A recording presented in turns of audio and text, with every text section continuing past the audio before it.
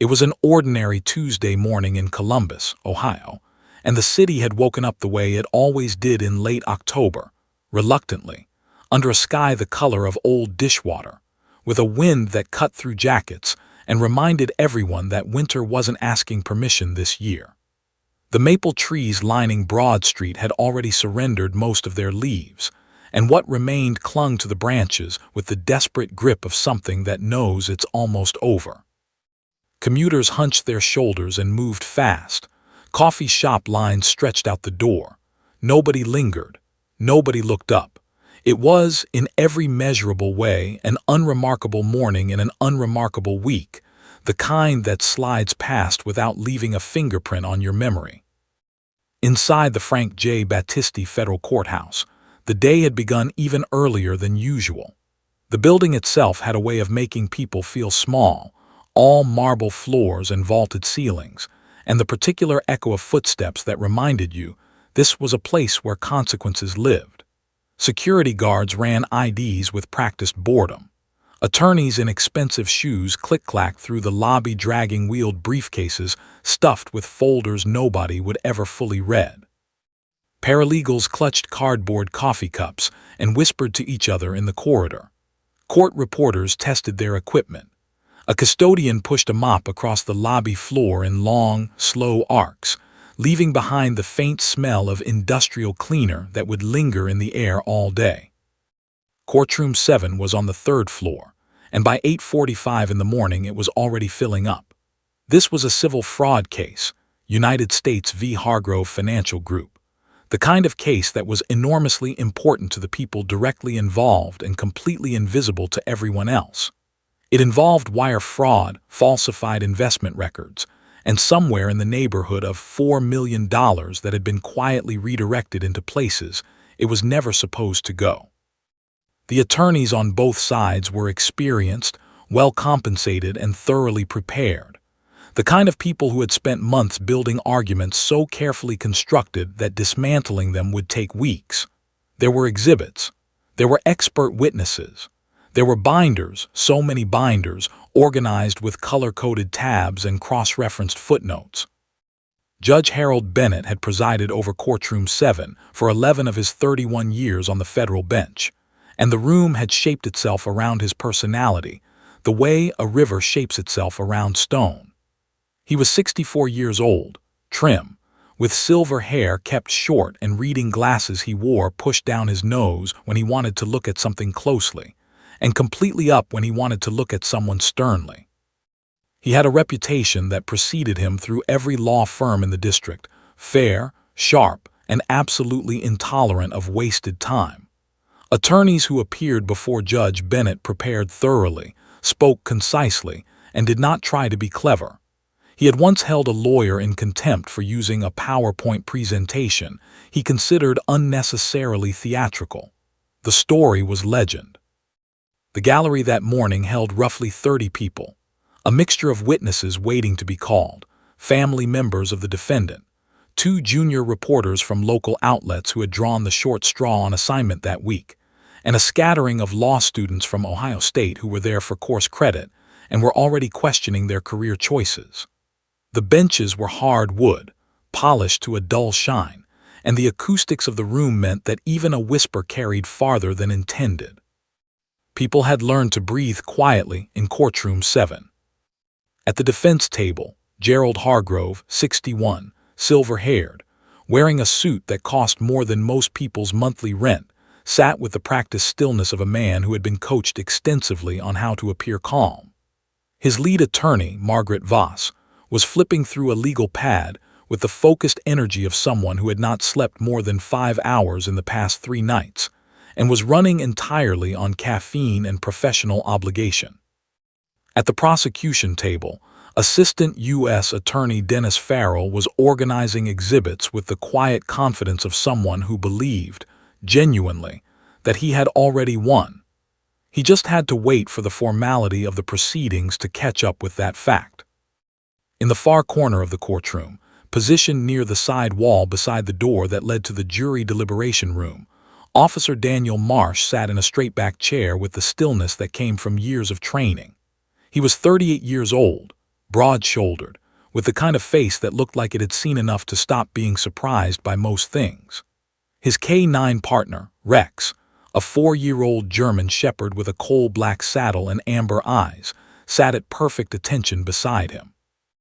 Rex wore his department vest, pressed and neat, and his gaze moved slowly around the room in the methodical, sweeping way of an animal that has been trained to notice everything and react to almost nothing.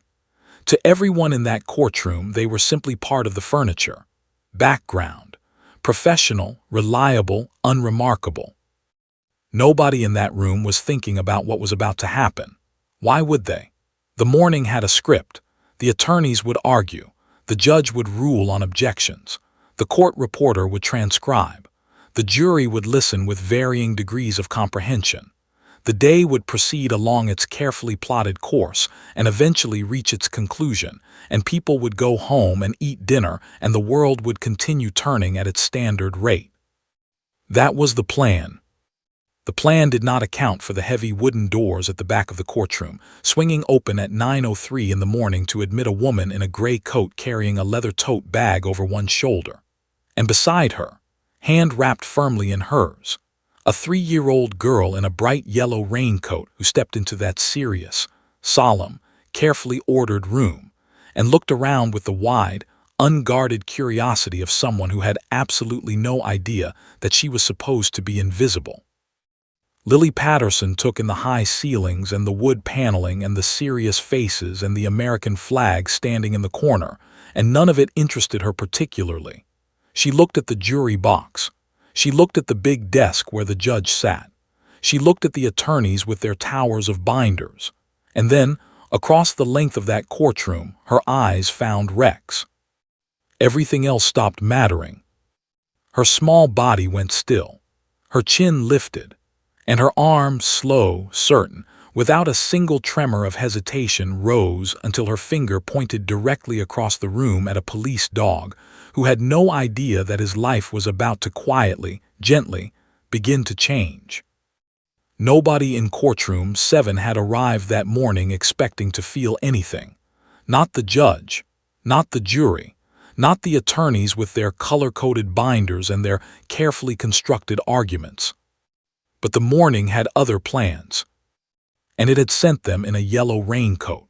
Lily Patterson had entered the world on a rainy Thursday morning in July, 3 years and 4 months before she walked into courtroom 7, and according to her mother Sarah, she had arrived with opinions. Not cries exactly. The nurses had laughed about it afterward, but something more deliberate, more considered, as though she had taken one look at the delivery room, assessed the situation, and decided she had things to say about it. The doctor had called her alert. The nurses had called her strong.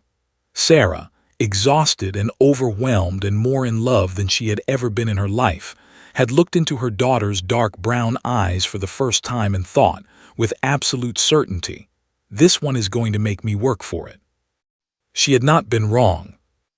Lily grew the way wildflowers grow, fast, sideways, completely unconcerned with the boundaries people tried to set around her. By 18 months she was climbing out of her crib with a focus and determination that her pediatrician called impressive and her mother called terrifying. By 2 years old she was conducting full conversations with strangers in grocery store lines, asking the kind of direct, honest questions that made adults laugh nervously and look around for someone to rescue them. "Why is your face so red? Why does that man smell like that? Why are you crying? Are you okay? Do you need a hug?" All delivered with the same calm, matter-of-fact tone of a small scientist cataloging data about the world. She had her mother's eyes, deep brown, almost black in certain light, the kind of eyes that seemed to be doing math even when the rest of the face was perfectly still.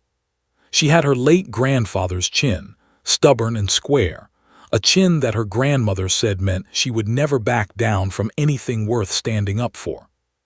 She had a laugh that started somewhere in her belly and arrived late, like it had to travel a long distance to get out, and when it finally came it was enormous, the kind of laugh that made strangers in restaurants turn and smile without knowing why.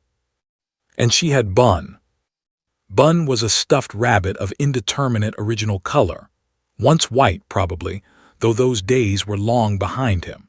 He was approximately 14 inches tall, wore a small embroidered smile that had faded to almost nothing, and was missing his left eye following an incident in the washing machine that Sarah still felt guilty about. Lily had received Bun on her first birthday from her grandfather Robert, who had died 8 months later from a stroke that came without warning on an otherwise ordinary Sunday afternoon. Lily had been too young to understand loss in the way adults understand it, but she had understood, in the wordless way children absorb the feelings around them, that Bun was important. That Bun connected her to something she couldn't name but could feel. She carried him everywhere, to the park, to the grocery store, to doctor's appointments, to her grandmother's house on Sunday afternoons, tucked under her arm with the casual, absolute security of something that has never once let you down. Sarah Patterson was 31 years old and navigating life with a particular brand of exhaustion that belongs exclusively to single mothers of spirited children. She worked as a bookkeeper for a small construction firm in Columbus, a job that required precision and patience, both of which she had in abundance professionally, and occasionally struggled to locate at home after 6 o'clock in the evening. She had been raising Lily alone since Lily was 14 months old, when her marriage had ended with the quiet devastation of two people who had loved each other well, but had somehow stopped speaking the same language. There was no villain in that story. There was just distance, and then more distance, and then one day a conversation at the kitchen table that left both of them sad and certain. Lily's father, Marcus, lived 40 minutes away and saw Lily every other weekend. He was a decent man doing his best, and the situation was as good as these situations can be, which is to say it was okay mostly on the surface, and occasionally not okay at all underneath. Sarah didn't talk about the underneath part much. She was the kind of person who folded things away neatly and kept moving, because the alternative was to stop, and stopping felt dangerous. The subpoena had arrived on a Tuesday 3 weeks earlier, and Sarah had stood in her kitchen holding it with the particular stillness of someone absorbing unexpected bad news. She was being called as a witness in a federal fraud case. A former employer of hers, several years back, had turned out to be involved in financial misconduct that Sarah had known nothing about but had technically processed paperwork for. She wasn't in trouble. The attorneys had made that clear. She was simply a fact witness, someone who could confirm certain documents existed and had passed through certain hands. She would answer questions, tell the truth, and be released. Simple, they said. Routine, they said. What they had not addressed was the question of childcare. Her regular babysitter was visiting family in Michigan that week. Her mother had a medical appointment she couldn't reschedule. Marcus had a work commitment he couldn't move. Sarah had made 4 phone calls and run out of options, and after a long conversation with the attorney's office, had been told that yes, under the circumstances, bringing a small child to sit quietly in the gallery was permissible, provided the child remained calm and did not disrupt proceedings. Sarah had looked at Lily when she hung up the phone. Lily was at that moment attempting to teach Bun to stand upright on the kitchen table, using a piece of toast as a support structure. Sarah had taken a long, slow breath and started mentally preparing contingency plans. The morning of the hearing, she had dressed Lily carefully, a white shirt, dark leggings, good shoes. But Lily had seen the yellow raincoat hanging by the door and had made her position on the outfit clear with a conviction that left no room for negotiation. The raincoat was not weather appropriate. The raincoat was bright enough to be seen from space. The raincoat was, in the context of a federal courtroom, approximately the last thing Sarah would have chosen. Lily wore the raincoat. In the car on the way to the courthouse, Sarah had delivered the rules with the careful seriousness of a diplomat briefing an unpredictable foreign dignitary. Quiet voice, sitting still, no questions, no touching anything, no talking to strangers, stay close. Lily had listened with her head tilted slightly to one side, her thinking posture, and then nodded with a gravity that was either genuine understanding or an extremely convincing performance. Sarah had chosen to believe it was genuine. She didn't have another option. They had passed through security, taken the elevator to the third floor, and pushed open the heavy wooden doors of Courtroom 7 at 9:03 in the morning, Lily's small hand wrapped inside Sarah's, bun tucked under Lily's other arm, the yellow raincoat catching the courtroom light like a small, wandering sun. Lily had looked around the room slowly, taking inventory the way she always did in new places, cataloging, assessing, deciding what mattered. She had found Rex in approximately 4 seconds. And from that moment forward, nothing in Courtroom 7, not the fraud case, not the expert witnesses, not the color-coded binders, not even Judge Harold Bennett's 31 years of carefully maintained courtroom order, was going to proceed exactly as planned. Rex had been a working dog for 3 years and 2 months, and in that time he had learned to read rooms the way experienced people learn to read rooms, not by looking at any one thing in particular, but by taking in everything at once. The temperature of a space, the quality of silence, the way bodies held themselves when they were nervous versus the way they held themselves when they were hiding something. He had been trained at the United States Police Canine Association facility in Ohio, had graduated at the top of his class, and had been partnered with Officer Kevin Hollies 11 days after his certification was complete. In 3 years, he had helped locate a missing elderly man with dementia in a wooded area outside of Cincinnati, had detected narcotics in 41 separate cases, had tracked a suspect through 2 miles of suburban neighborhood on a rainy November night, and had sat, exactly as he was sitting now, in more courtrooms, more hearings, and more depositions than most attorneys twice his age. He was professional. He was disciplined. He was, by every measurable standard, exceptional at his job. And he was, underneath all of that training and discipline and professional excellence, a dog. Which meant that, when Lily Patterson walked through those heavy wooden doors in her yellow raincoat at 9:03 in the morning, Rex noticed her immediately. Not because she was loud, she wasn't, not yet. Not because she moved erratically, she was actually moving quite carefully, the way children move when they have been given serious instructions they are genuinely trying to follow. He noticed her the way dogs notice things that are different, things that don't quite fit the established pattern of a space. Every other person who had entered Courtroom 7 that morning had walked in with the particular weight of adults carrying adult concerns, the slightly hunched shoulders, the forward-leaning purposefulness, the careful avoidance of eye contact with strangers. They had all moved like people who knew exactly where they were and exactly what was expected of them, and were focused entirely on meeting those expectations. Lily moved like someone who had just walked into the most interesting place she had ever been. Her head swiveled slowly, taking everything in without rushing, without agenda, without the self-consciousness that makes adults pretend they aren't looking at things they are very clearly looking at. She looked at the ceiling first. It was high and coffered and impressive, and she gave it the respectful attention it deserved. Then the flag in the corner, which she regarded for a moment with the serious expression of someone deciding whether they approve of something. Then the jury box, where 12 people sat in 2 rows doing their best to look attentive, and then the judge's bench, massive and elevated, behind which Judge Bennett sat doing something with his glasses, and then the attorneys at their tables with their towering architecture of binders and folders and legal pads. None of it held her. And then she saw Rex. Later, Sarah would try to describe the moment to people and find that words kept failing her. It wasn't that Lily gasped or pointed immediately or made any sound at all. It was more that she stopped, not the way people stop when they're startled, more the way a compass needle stops when it finds north, a settling, a certainty. Her whole small body oriented itself toward Rex with the quiet conviction of something that has found exactly what it was looking for without knowing it had been looking at all.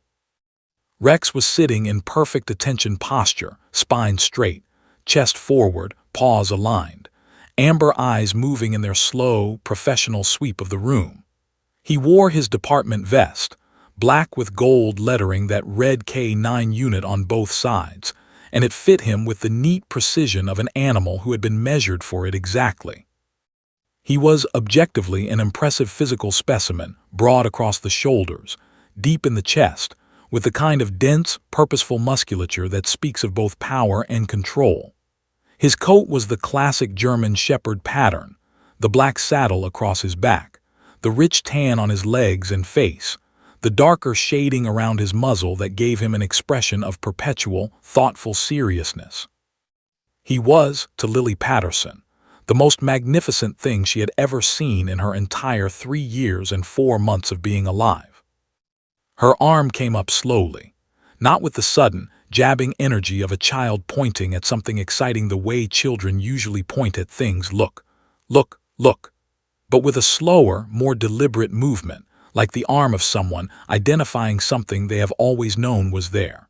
Her finger extended and aimed itself across the full length of courtroom 7 with the unwavering accuracy of a small arrow finding its target.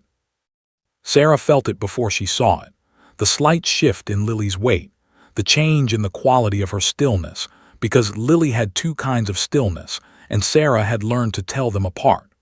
There was the stillness of a child who was behaving, and there was the stillness of a child who had found something so completely absorbing that the entire rest of the world had ceased to exist. This was the second kind. Sarah looked down at her daughter and felt the specific cold clarity of a mother who knows, with absolute certainty, that something is about to happen and that she is slightly too late to stop it. The attorney, Farrell, the prosecutor, had been mid-sentence, making a point about Exhibit 14, when the energy in the room shifted. It's difficult to explain how a room full of people can feel a small child point at a dog, but they felt it. Maybe it was the quality of the silence that preceded it. Maybe it was some collective peripheral awareness, 30 pairs of eyes registering, without consciously registering, the appearance of something that didn't belong in the careful architecture of the proceedings. Whatever it was, Farrell lost his sentence somewhere in the middle and turned to look at the gallery. The court reporter's fingers paused above her keys. A juror in the 3rd seat of the front row turned her head. Then another. Then the jury foreman, a heavy-set man in his 50s named Gerald, who had been taking notes with the focused diligence of someone determined to take this responsibility seriously, looked up from his legal pad and followed the direction everyone else was looking. Judge Bennett, who missed very little in his courtroom, had already set his pen down. Everyone was looking at the same thing now, a tiny girl in a yellow raincoat standing at the back of the gallery, one arm outstretched, one finger pointed with absolute steadiness across the room at a police dog who had, quite suddenly, gone completely and utterly still. Because Rex had stopped his slow sweep of the room. His amber eyes had locked onto Lily. And something was happening in those eyes, something that Officer Daniel Marsh, sitting just 18 inches away, had not seen in 6 long weeks.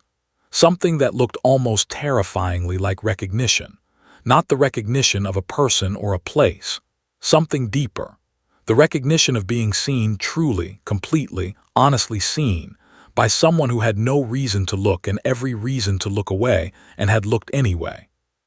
The courtroom held its breath. Lily's arm didn't waver.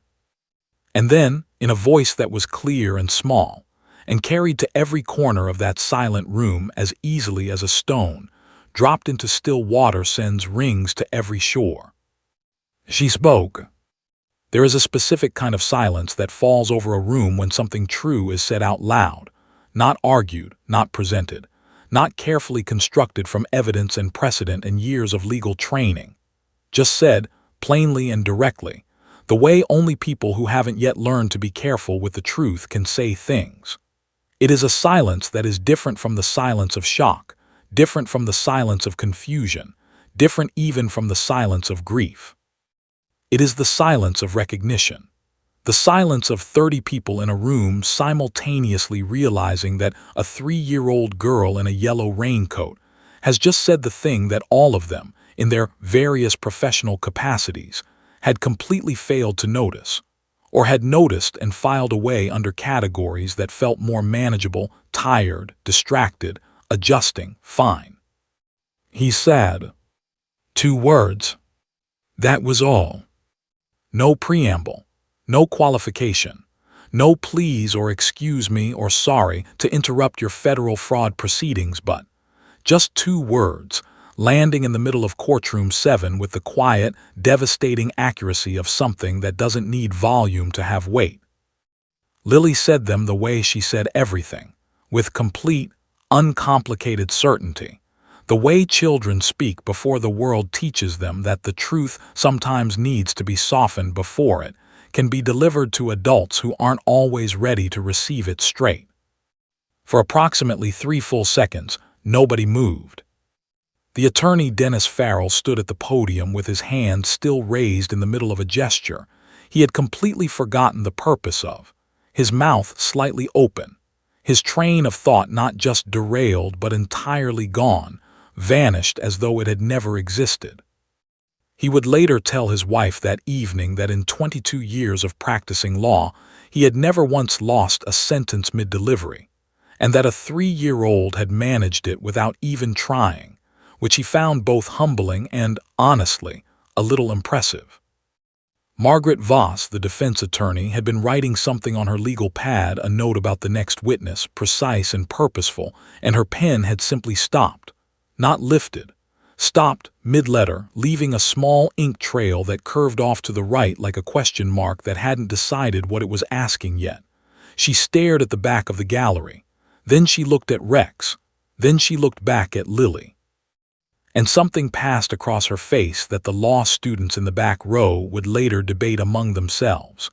Whether it was recognition or emotion or simply the involuntary response of a human being confronted with something too honest to process quickly. The jury foreman, Gerald Hutchins, had been in the process of writing the word exhibit in his notes when Lily spoke. He looked up from his legal pad and turned to look at Rex with the careful, reassessing gaze of a man who realizes he has been in a room with something he has not been properly paying attention to.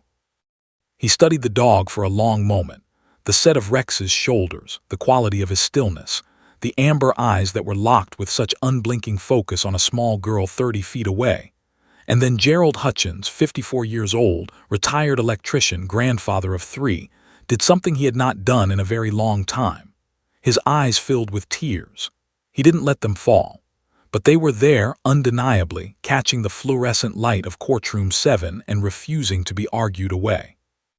In the second row of the jury box, juror number 7, a young woman named Patricia Osei, 29 years old, a kindergarten teacher from the east side of Columbus, who had spent the last 3 days trying very hard to follow arguments about wire transfers and investment portfolios and falsified earnings reports, pressed her hand flat against her mouth. Not dramatically. Just quietly, the way people do when something reaches them somewhere they weren't expecting to be reached, and the surprise of it needs to be held in. Sarah Patterson, sitting beside Lily with her hand still loosely holding her daughter's wrist in the way she had been holding it since they sat down, the gentle, automatic grip of a mother keeping a small person tethered to the expected behavior of a given situation, felt the words go through her like a current. She looked down at Lily. Lily was not looking back at her. Lily was still looking at Rex, her arm still extended, her finger still pointing, her expression one of complete and settled certainty. Sarah had seen that expression on her daughter's face before. It meant Lily had assessed a situation, reached a conclusion and stated it, and was now waiting patiently for the rest of the world to catch up.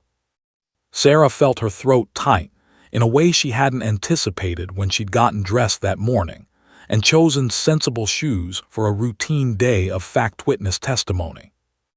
At the side wall, Officer Daniel Marsh had gone very still in a different way from the stillness of the rest of the room. Everyone else had gone still with surprise, with the sudden interruption of their expected narrative. Marsh had gone still with something that had no clean name, a collision of emotions arriving simultaneously in a way that made them temporarily impossible to sort. He was 38 years old and had been a K-9 officer for 15 years.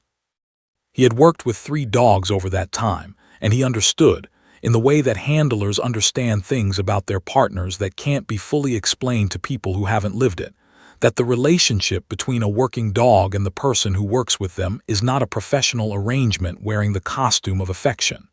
It is affection, genuine and complete, that happens to also be professional. Kevin Hollis had understood that. Rex had understood that. And when Hollis died 6 weeks ago, Marsh had done what he'd been trained to do.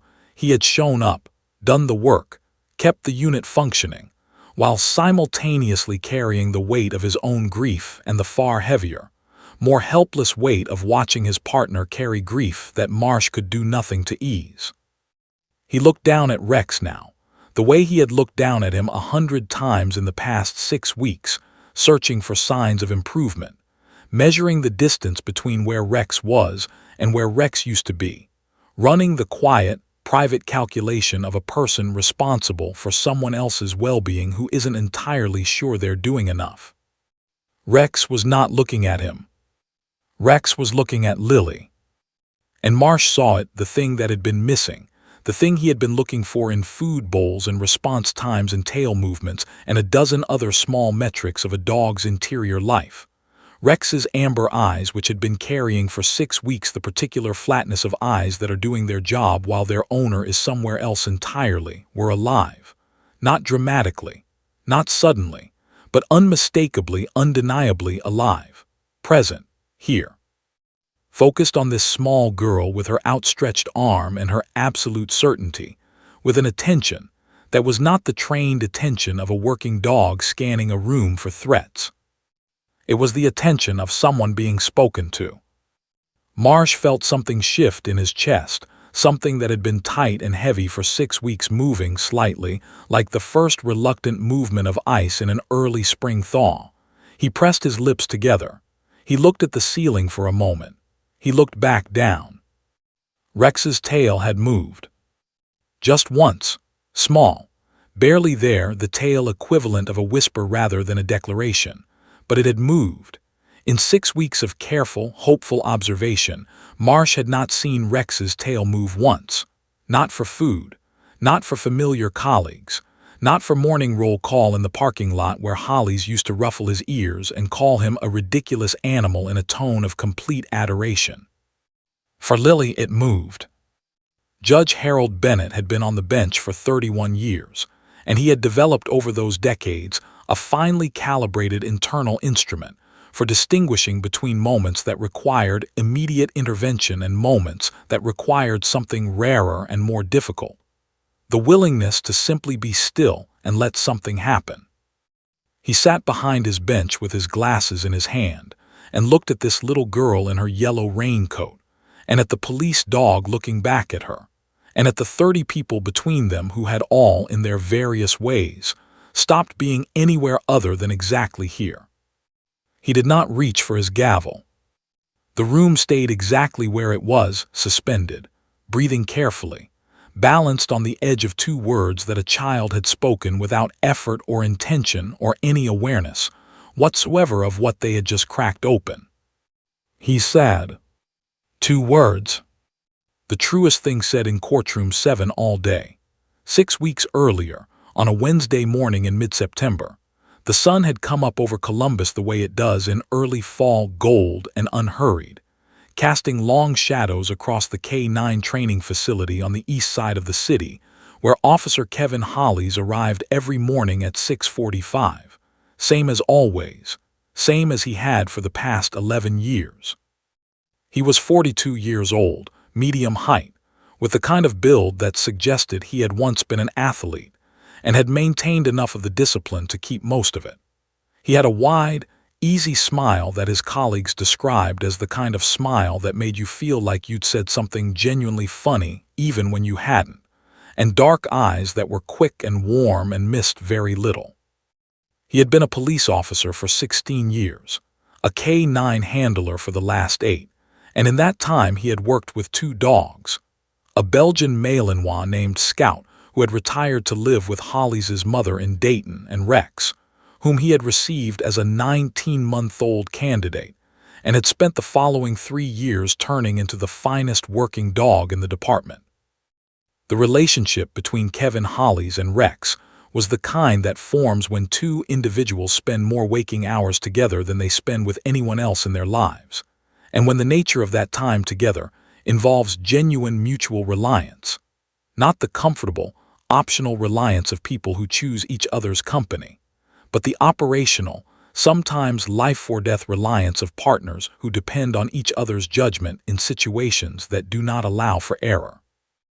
Hollis knew Rex the way you know something you have paid close attention to for a long time. He knew which ear Rex tilted first when he was processing a new scent. He knew the specific quality of alertness that meant Rex had found something versus the quality that meant he was still searching. He knew the sound Rex made in his sleep, a low, occasional exhale that Hollis had once described to his wife as the sound of a dog who is dreaming about doing his job correctly, which was, Hollis said, the most Rex thing imaginable. Rex knew Hollis the way dogs know the people they have decided belong to them, completely and without reservation, and in ways that go beyond the information available to the 5 senses alone. He knew Hollis's footsteps from the sound of the parking lot before the door opened. He knew the difference between Hollis's work energy and his end-of-shift energy. He knew, with the quiet certainty of long familiarity, exactly where Hollis would stand and how he would move and what he would ask for next, and he arranged himself accordingly with the fluid, anticipatory ease of perfect partnership. They had been, by every measure, exactly what a K-9 unit is supposed to be. That Wednesday morning in September, Hollis had arrived at 6:45, same as always. He had signed in at the front desk and exchanged the usual morning remarks with the desk officer. He had walked to the kennel block, and Rex had been on his feet before Hollis reached the door. He always was, his internal clock tuned to his handler with the precision of something that has been calibrated over years of shared mornings. Hollis had let him out, clipped his lead, and they had walked together to the outdoor training track the way they did every morning, Rex's shoulder at Hollis's knee, their stride matched without effort, the easy synchrony of two people. Because that is what they were, in all the ways that mattered, who had been walking together long enough that walking any other way would have felt wrong. They had been on the track for approximately 20 minutes when it happened. Hollis had stopped, which Rex registered before he consciously processed, a break in rhythm, a change in the quality of Hollis's breathing, a sudden absence of the forward momentum that was as fundamental to their morning runs as the ground beneath their feet. Rex had turned and looked up at him. Hollis was standing with one hand pressed to his chest and the other arm slightly extended, not for balance exactly, more the automatic gesture of a body trying to redistribute weight it suddenly doesn't know how to carry. His face had gone a color that Rex did not have a name for, but that registered, on some deep, pre-linguistic level, as wrong. Hollis sat down on the track. Rex moved to him immediately, not with the trained response of a dog executing a command, but with the instinctive, urgent closeness of a partner who knows something is wrong and cannot identify what to do about it, and so does the only thing available, which is to be there, completely and without distance. He pressed himself against Hollis's side. Hollis put his hand on Rex's back. Rex felt the weight of it, heavier than usual, needing the contact in a way that was different from the ordinary casual affection of a handler resting a hand on his dog. Hollis said his name, just once quietly. Then he lay down on the track, and Rex stayed beside him. And that was where Officer Jennifer Campos found them when she arrived for her own morning shift 4 minutes later. Kevin Hollis was pronounced dead at Columbus General Hospital at 8:17 that morning. Massive myocardial infarction. He had been 42 years old and by all the standard measures of a routine physical, the last one taken 8 months prior, in good health. The cardiologist would later explain that these things sometimes announce themselves without warning, that the heart can carry a fault line for years without a single indication. And then one morning on a training track in early fall, the fault line gives way, and that is the whole story. There is no villain. There is no negligence.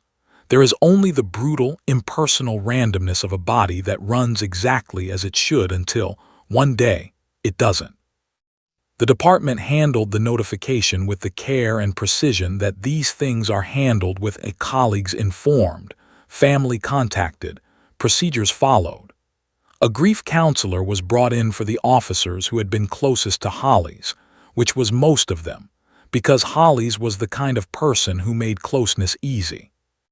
There were calls and cards and a collection for his family and a flag, and a ceremony that tried its best to hold the size of what had been lost and fell short, the way all ceremonies fall short, because there is no ceremony adequate to the loss of someone who was, simply, irreplaceable. Rex was reassigned to Officer Marsh within the week. Operationally, this was the correct decision. A working K-9 without a primary handler is a resource that cannot be deployed, and the department's caseload did not pause for grief. Marsh was experienced, skilled, and had worked alongside Hollis and Rex enough times to have an existing rapport with the dog. The transition was, on paper, reasonable. On paper. What no paper could account for was the specific, untranslatable experience of being Rex in the days and weeks following that Wednesday morning in September. Because Rex did not receive a notification. Rex did not attend a ceremony. Rex did not have access to a grief counselor or a colleague to call or a way to locate the loss inside a narrative that gave it context or meaning or any shape at all. Rex simply had a fact, absorbed through the senses in the language that dogs speak, the language of presence and absence, of scent and sound and the particular warmth of a familiar body. And the fact was this: Kevin Hollis, who had been a constant in Rex's life, as fundamental and reliable as food and water and the ground beneath his feet, Kevin Hollis was gone. Not on vacation, not on a different shift, not temporarily reassigned. Gone in the complete and total way that absence becomes permanent. Rex's kennel smelled of him still, faintly, the way spaces hold the ghost of the people who have inhabited them. The chair in the break room where Hollis sat during downtime, Rex went to it on the first day, circled it twice, lay down beside it, and stayed there until someone gently guided him away.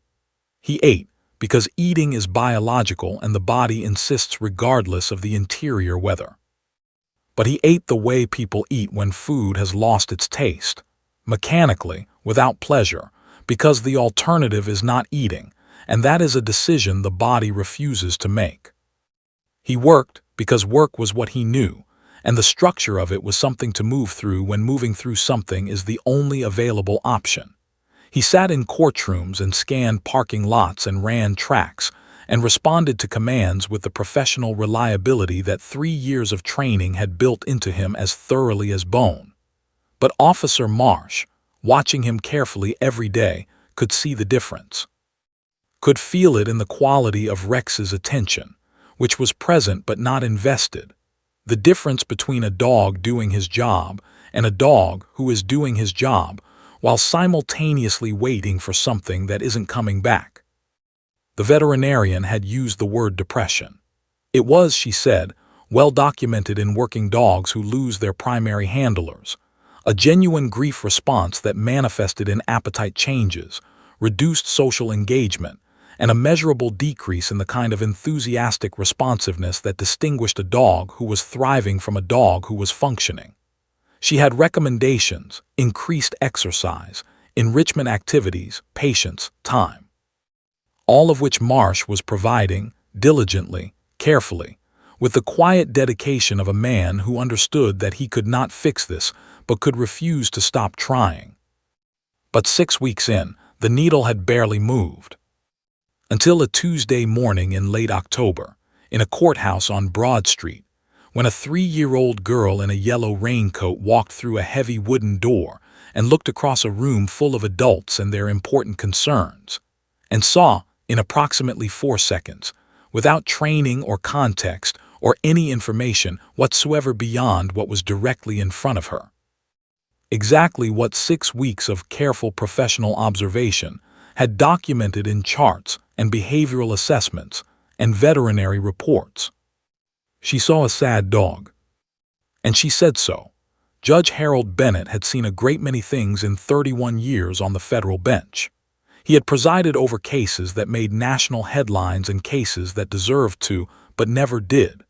He had watched defendants crumble under cross-examination and watched guilty men walk free on technicalities that made the law look, on certain days, more like a game than a system of justice. He had seen attorneys weep and attorneys perform and attorneys do things that existed somewhere in the uncomfortable territory between the two.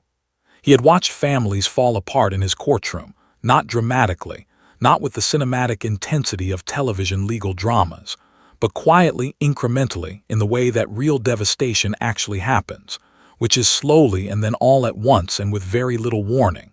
He had held people in contempt. He had dismissed cases. He had delivered sentences that he carried home with him and set down on the kitchen table beside his dinner and picked back up again when he went to bed, because the weight of consequential decisions does not clock out when you do. He had, in 31 years, seen a great many things. He had never seen anything like this. It wasn't the child that arrested him, though Lily was, objectively, the kind of child whose presence in any setting demanded a certain quality of attention. It wasn't even the words themselves, those two plain, devastating words that had fallen into the silence of his courtroom with the unhurried certainty of stones dropped from a great height. It was what happened after the words. It was the stillness that followed. Because Harold Bennett had spent 31 years in rooms full of people who were professionally trained to respond to things, to argue, to object, to reframe, to counter. And what he was looking at right now was 30 people who had, simultaneously and completely, run out of responses, not because they didn't have anything to say, but because what Lily had said was so unambiguously, uncomplicatedly true that the professional machinery of response had simply ground to a halt, the way machinery does when it encounters something it was not built to process. He sat for a moment longer than was strictly necessary, which was itself unusual for a man whose relationship with time in his courtroom was precise and deliberate. He looked at Rex. He looked at the dog with the careful, honest attention of someone setting aside everything they think they know about a situation and simply looking at what is actually in front of them. And what was in front of him was a working dog in a pressed vest sitting against the wall of his courtroom, and a small girl pointing at him from the gallery, and the space between them, charged with something that Harold Bennett did not have a legal term for but recognized nonetheless. He recognized it because he had felt it himself. His wife of 34 years, Eleanor, had died 2 Januaries ago. Pancreatic cancer, swift and merciless, the kind that is diagnosed late because it announces itself late, and by the time it announces itself, the conversation has already been decided.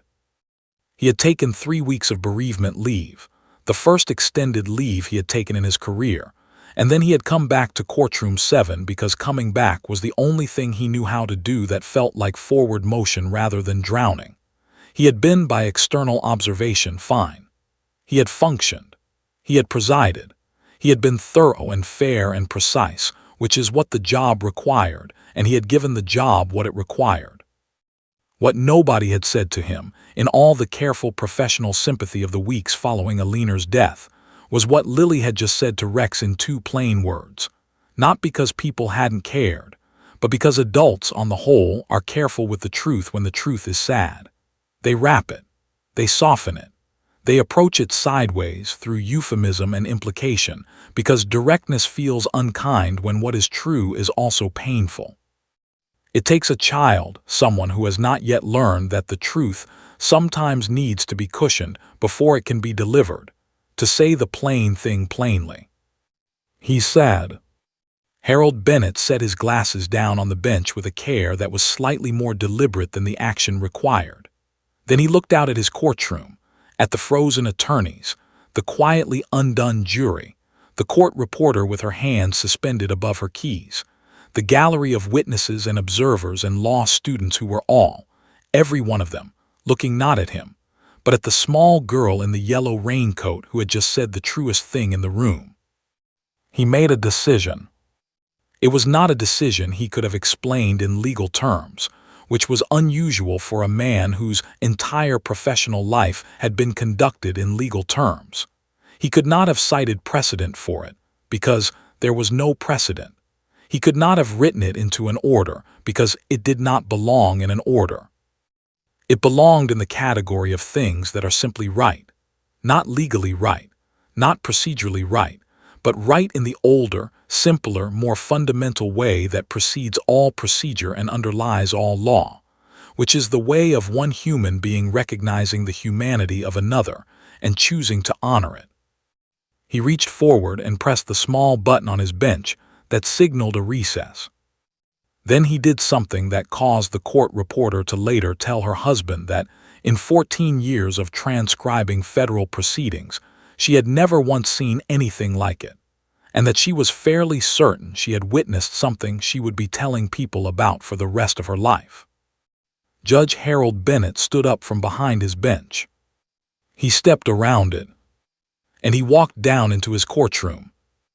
Not with the purposeful stride of a judge moving between the bench and the chamber, not with the authority of someone executing a procedural function. He walked the way people walk when they are moving toward something that matters, which is carefully, and with their full attention committed to the destination. The sound of his footsteps on the marble floor, unhurried, deliberate, was the only sound in the room. Every eye tracked him.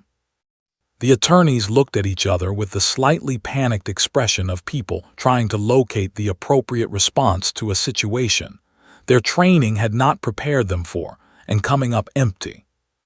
He reached the gallery and stopped at the end of the bench where Sarah Patterson sat with Lily beside her. He did something else he had not done in 31 years of presiding over a courtroom.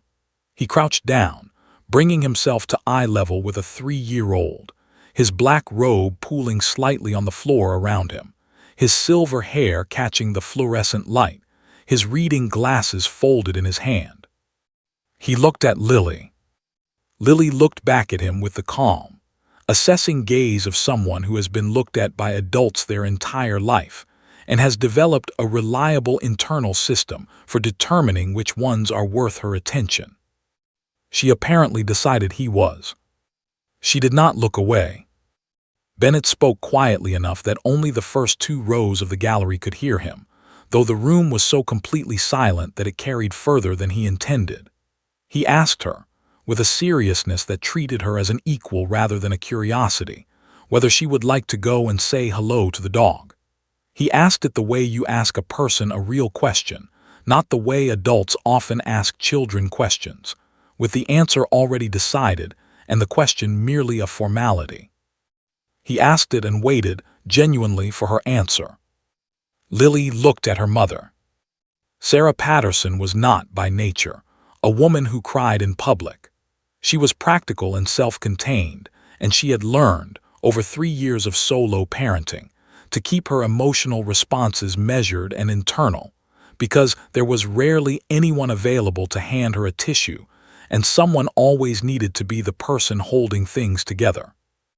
But her eyes, in that moment, were doing something that had nothing to do with practicality or self-containment, and she was acutely aware of 30 people watching her and was completely unable to do anything about it. She nodded. Lily climbed down from the bench with the focused physical competence of a child who has been navigating furniture independently for most of her short life. She still had bun tucked under her left arm. She did not hurry. She walked across the courtroom floor the way she walked into every new situation, with her chin up and her eyes forward, and the absolute, unself-conscious confidence of someone who has not yet been taught to doubt her right to be exactly where she is. The courtroom watched her cross that floor in complete silence. 30 people who had arrived that morning prepared to argue, assess, transcribe, and deliberate, all of it suspended, every professional function paused, every adult concern set aside, watching a small girl in a yellow raincoat walk toward a grieving dog with the unhurried certainty of someone who knows exactly what she is doing even if she cannot explain why. She stopped in front of Rex. Rex had not moved. He had tracked her approach with those amber eyes, present, focused, alive in a way that Officer Marsh had not seen in 6 weeks, and he sat perfectly still as she came to stand before him, close enough that she had to tilt her head back slightly to look up at his face. She reached out her small hand. She placed it on top of his head, gently, with the particular careful tenderness of a child who understands, instinctively, that some things require a soft touch, and her small fingers settled into the dense fur between his ears. Rex closed his eyes. The room, impossibly, went even quieter. And then Rex did the thing that broke every remaining composure in Courtroom 7. The thing that the jury foreman would describe to his wife that evening. The thing that Patricia Ose, the kindergarten teacher, would think about for weeks afterward. The thing that Officer Marsh would carry with him for the rest of his career and beyond. Rex leaned in. Not dramatically.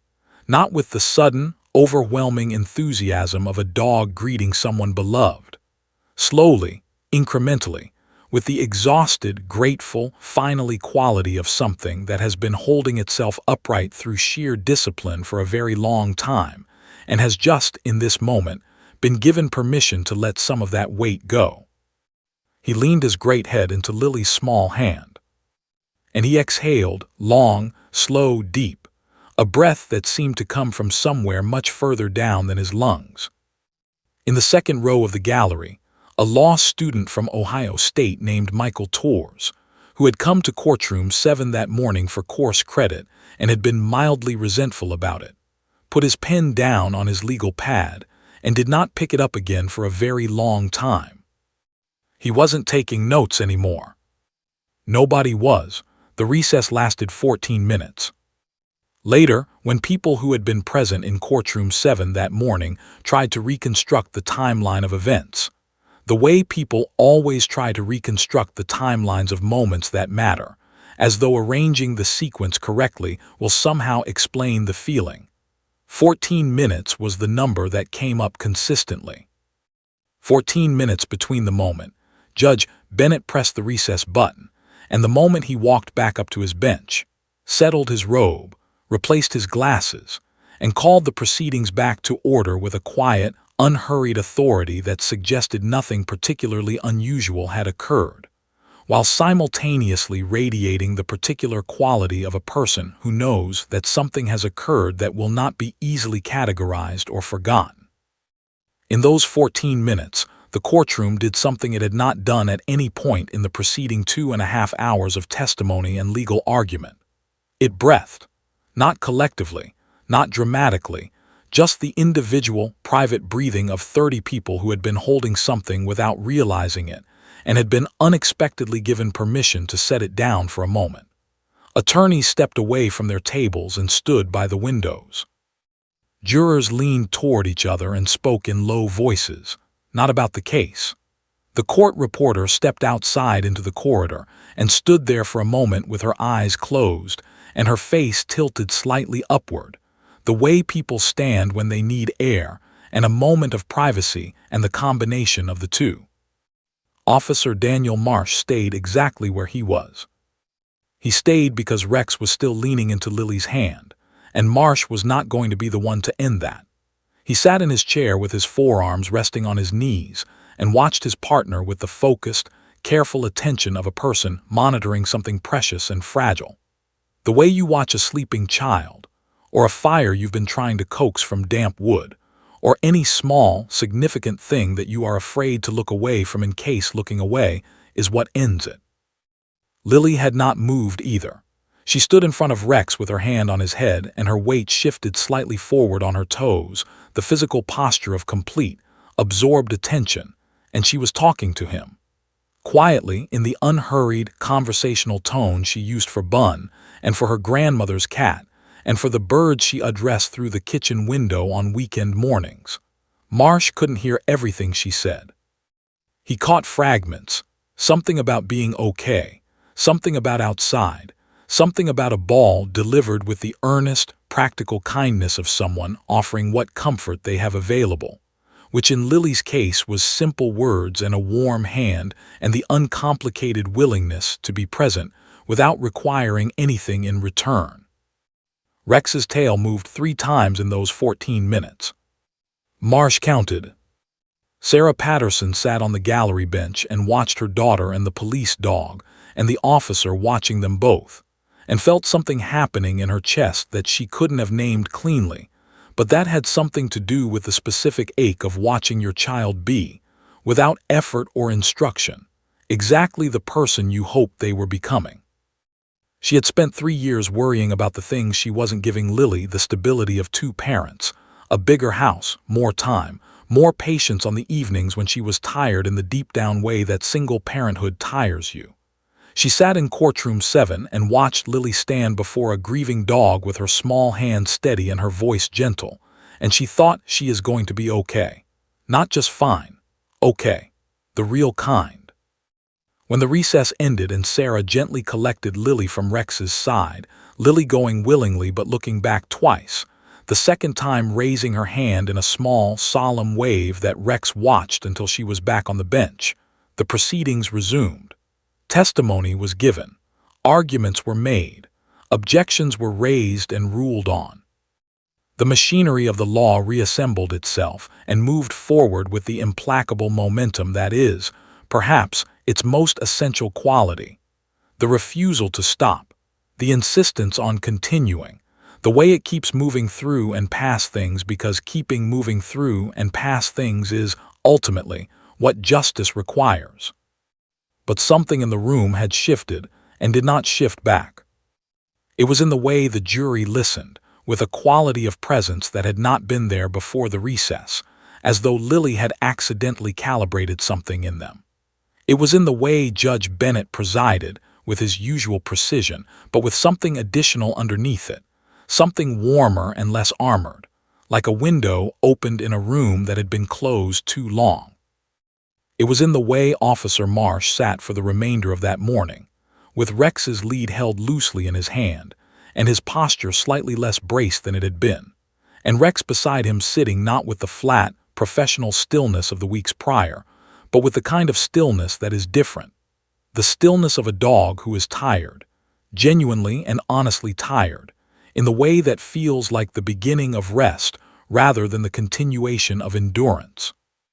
Sarah and Lily were in the corridor outside courtroom 7 at 11:43 in the morning, waiting for the elevator, when they heard footsteps behind them. Marsh had his civilian jacket over his arm and Rex on his lead, and he was walking toward them with the slightly uncertain expression of a large, capable man who is about to say something he hasn't rehearsed and is aware of it. He stopped a respectful distance away and crouched down to Lily's level, the same level that Judge Bennett had chosen that morning, the level that says, I am talking to you, not about you. And he looked at her with eyes that were steady and clear, and carrying something that Lily, at 3 years and 4 months, could not have named but could feel. He told her that what she had done that morning was something he was going to remember for the rest of his life. Lily considered this information with her head tilted to one side. Then she told him that Rex needed more walks. Marsh laughed. It came out louder than he intended, a real laugh, full and unguarded, the kind that arrives before you can decide whether it's appropriate and is too genuine to apologize for. It was the first real laugh he had produced in 6 weeks, and the sound of it surprised him with the reminder that it was still there, still available, still capable of arriving without warning when something earned it. He told Lily that she was absolutely right. He looked up at Sarah, who was watching him with the careful, assessing expression of a mother evaluating the intentions of an adult who has approached her child, and he introduced himself properly and thanked her for allowing Lily to be Lily that morning, which he said in a way that made it clear he understood what a specific and significant gift that was. Sarah, who had spent most of the morning alternating between pride and low-level anxiety, about whether her daughter was going to cause a mistrial, felt the last of the tension she had been carrying since the previous Tuesday's subpoena quietly release. She gave him her number. Not romantically, though the law students in the back of the courthouse elevator who witnessed the exchange would later debate this with considerable enthusiasm. She gave it to him because he asked if he could keep her informed about Rex's progress, and because something about the morning had created the kind of trust that normally takes much longer to establish, and because Lily was already saying goodbye to Rex with the solemn gravity of someone concluding important business, and it seemed like the right thing to do. The first Saturday visit happened 9 days later. Marsh had cleared it with the department, a process that involved more paperwork than he had anticipated but fewer objections than he had feared, partly because the story of what had happened in Courtroom 7 had traveled through the precinct with the speed that good stories travel through close communities, which is to say immediately and with considerable embellishment but an intact emotional core. The K-9 facility supervisor, a pragmatic woman named Captain Rhodes who had seen enough in her 20 years to have a functional appreciation for the things that couldn't be explained by procedure, read Marsh's request, looked at him over her own reading glasses for a long moment, and signed it. Lily arrived that first Saturday in the yellow raincoat, because of course she did, with Bun under her arm and a tennis ball she had selected with great deliberateness from a bin at the dollar store the previous afternoon. She had been told they were visiting Rex. She had not slept particularly well on Friday night. She had been ready to leave 40 minutes before Sarah was ready, and had spent the intervening time sitting by the front door in her coat with the focused, contained energy of someone exercising extraordinary patience under difficult circumstances. Rex was in the outdoor yard when they arrived. He heard the gate, or perhaps he heard something else, something that operates at a frequency that the instruments humans have built are not calibrated to measure, and he was on his feet and moving toward the fence before Lily had fully come into view.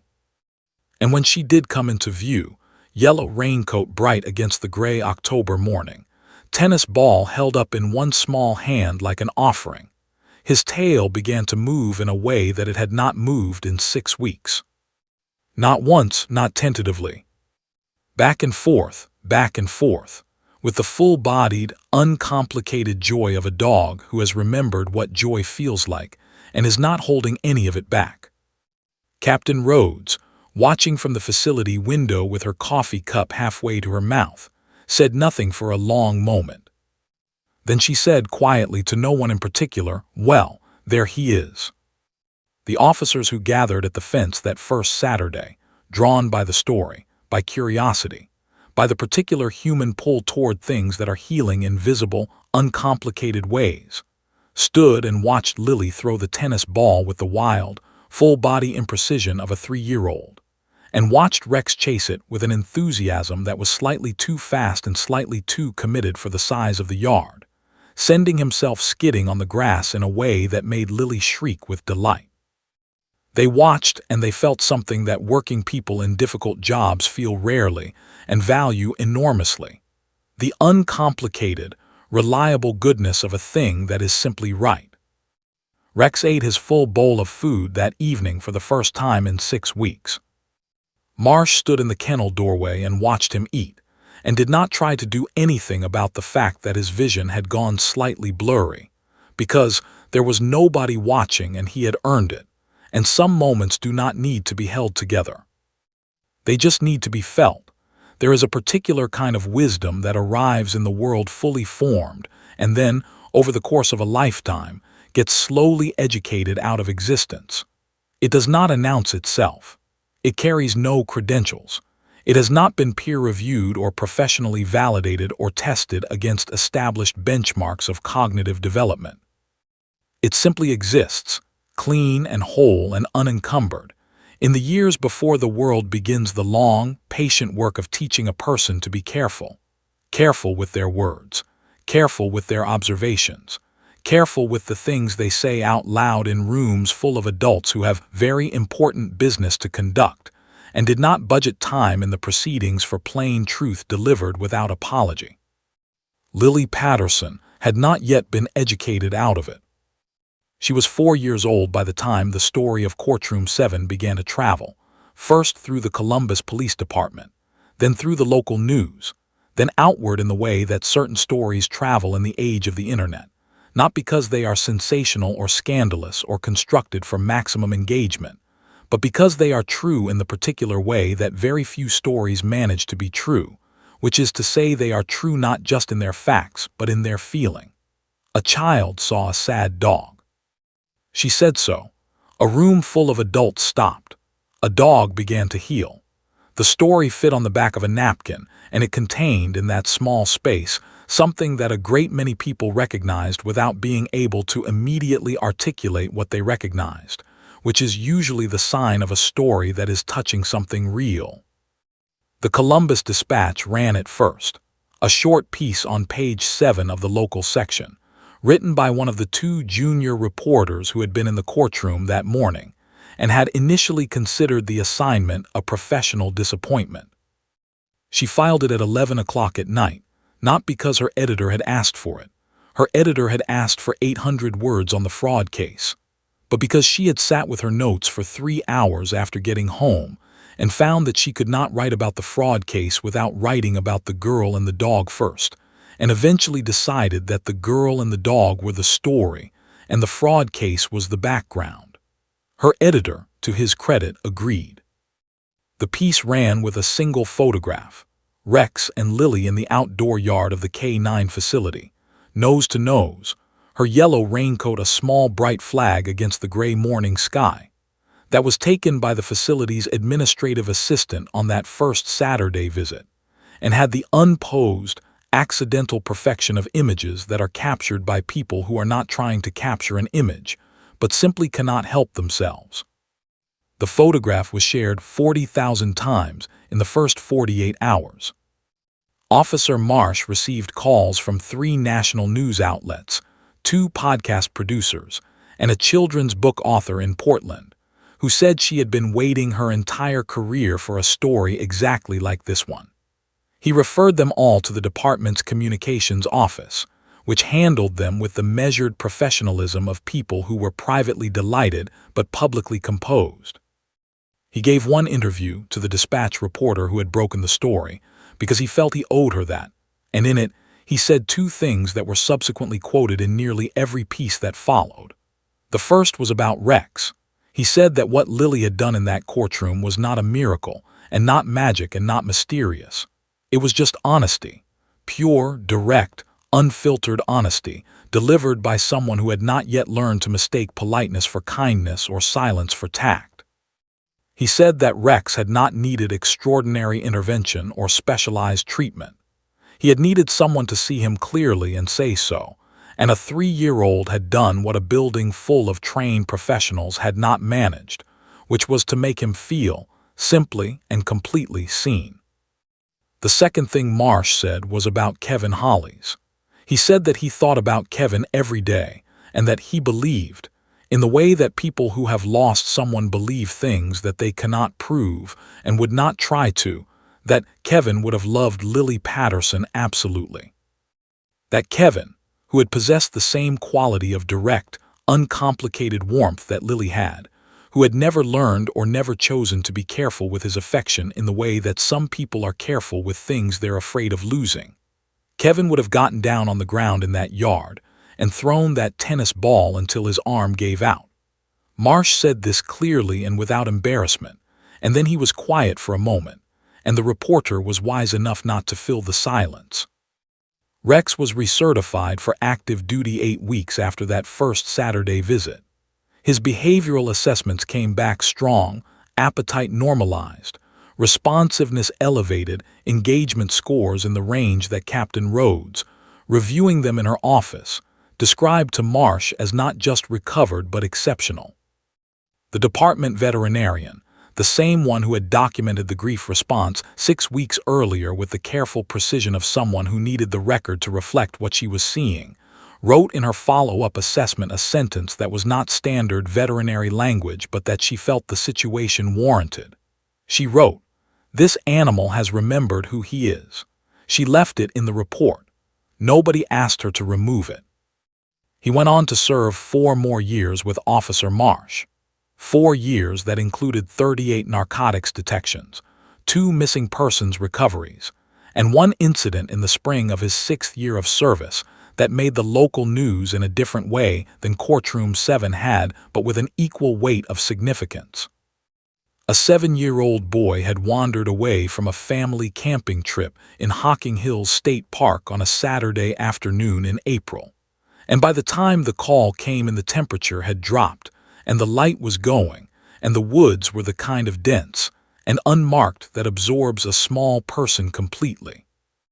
Rex found him in 47 minutes, 2 miles from the campsite, sitting with his back against an oak tree, cold and frightened but unharmed. And when the boy saw Rex emerge from the undergrowth, he made the same sound that Lily had made in the outdoor yard on those Saturday mornings. The sound of pure, uncomplicated relief, the sound of being found. Marsh always said when he told that story that he believed Rex ran a little faster that day than he strictly needed to. He had no evidence for this. He believed it anyway.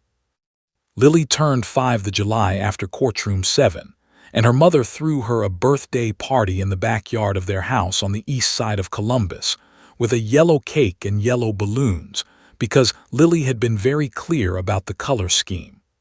Officer Marsh came with Rex, who was the undisputed highlight of the party and was entirely aware of it.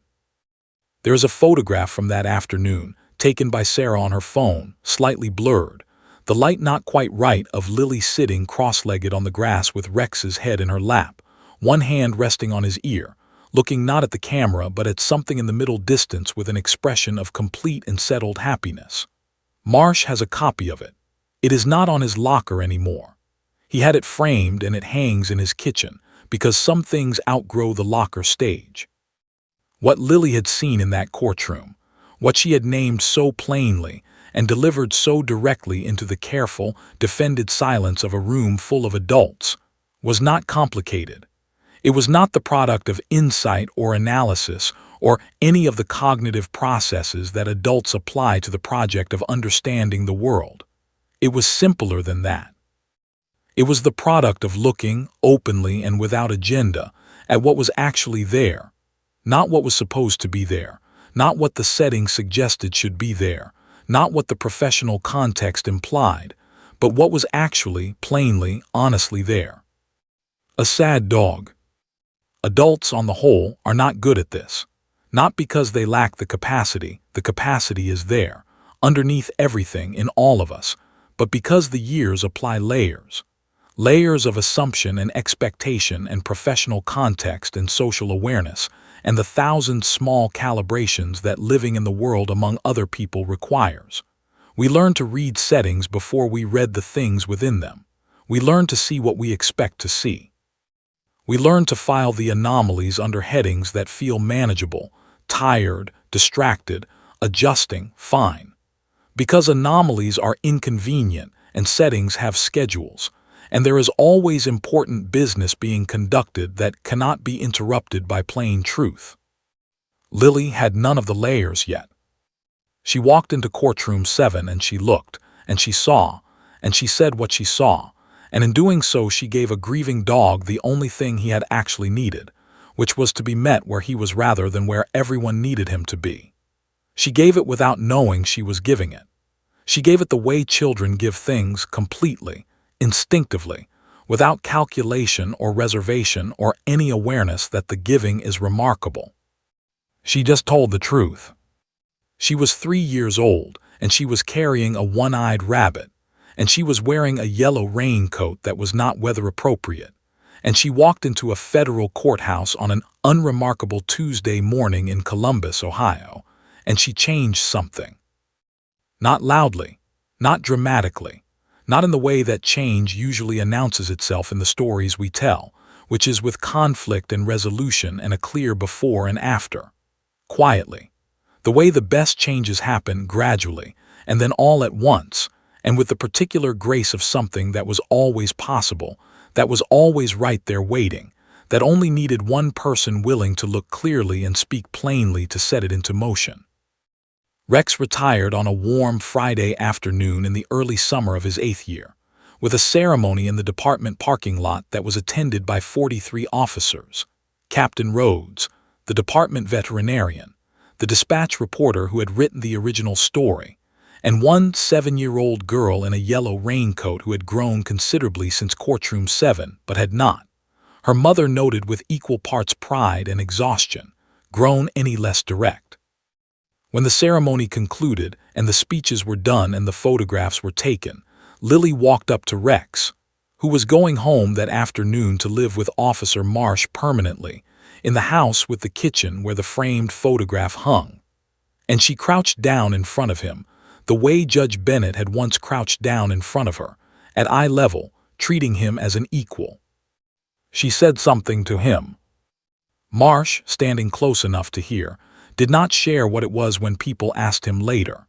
He said only that it was private between Lily and Rex, and that Rex's tail had been moving the entire time she spoke, and that when she finished, he had licked her face once with the slow, deliberate, thorough commitment of a dog who means it completely. Some things do not need to be repeated to be believed. Some truths only need to be said once, to the right listener at the right moment. Lily had known that since she was 3 years old. She still does see.